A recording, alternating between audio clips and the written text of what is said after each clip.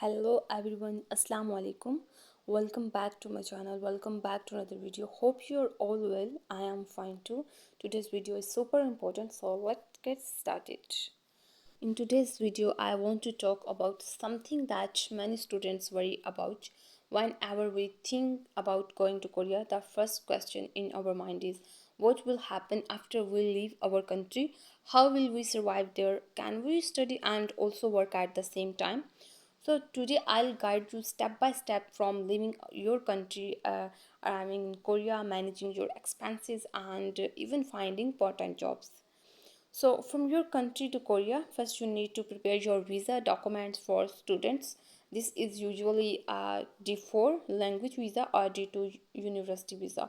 You'll also need a bank statement showing at least 8 to 10,000 US dollars to prove you can support yourself.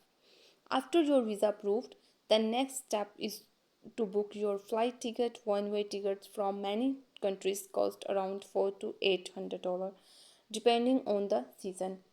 So, arrival in Korea. When you land at Incheon Airport, immigration officers will check your documents and visa. The university staff or language institute often helps students with the pickup and dormitory arrangements. Within the first 90 days, you must apply for an alien registration card (ARC). This card is very important. It allows you to open a bank statement. Oh no, sorry, bank account. Get a SIM card and also apply for jobs. Living costs in Korea on average is a student needs $600 to $900 per month. This includes accommodation $200 to $400 in dorm, $400 to $700 in small apartments, food around 250 to $350 monthly, transport around $50 to $70 within a transportation card. Always keep extra saving for health insurance, books, and personal expenses. So in step 4, working in Korea, part-time jobs. Now this is the part most students are curious about. Can we do job in Korea? The answer is yes. Student with a valid ARC can apply for part-time jobs. After studying for at least 6 months, you're officially allowed to work part-time job. Usually 20 hours per week during semester and full time during vacation. Okay, so common student jobs includes the convenience stores like CU, GS 25 and 7-Eleven, restaurant and cafes, delivery and packaging jobs, teaching English or tutoring if your English is good. So on average, part-time jobs pay $9 to $12 per hour depending on the work. This means you can easily earn $7 to $1,200 per month, which is enough to cover your living expenses. So in step 5, how life become easier. At first, students feel nervous, new country, new language, new culture, but don't worry.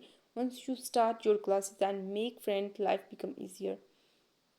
The Korean government also provides scholarships, discounts, and support program for international students. And remember, working part-time does not only support your expenses but also helps you learn Korean faster and gain real-life experiences.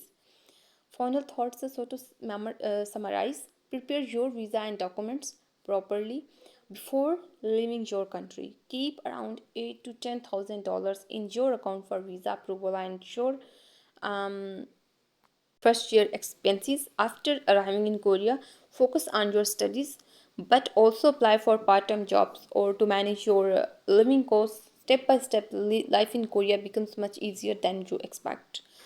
I hope this video gives you a clear idea about what to expect when moving from your country to Korea. So after sometimes I will share things with you guys in the form of a blogs, and I will try my best to guide you with the experience I have and the things I have learned. I will teach you, but right now I have limited time in which I will try my best to share as much of this as I can. So stay connected with me until the next video. Allah Hafiz.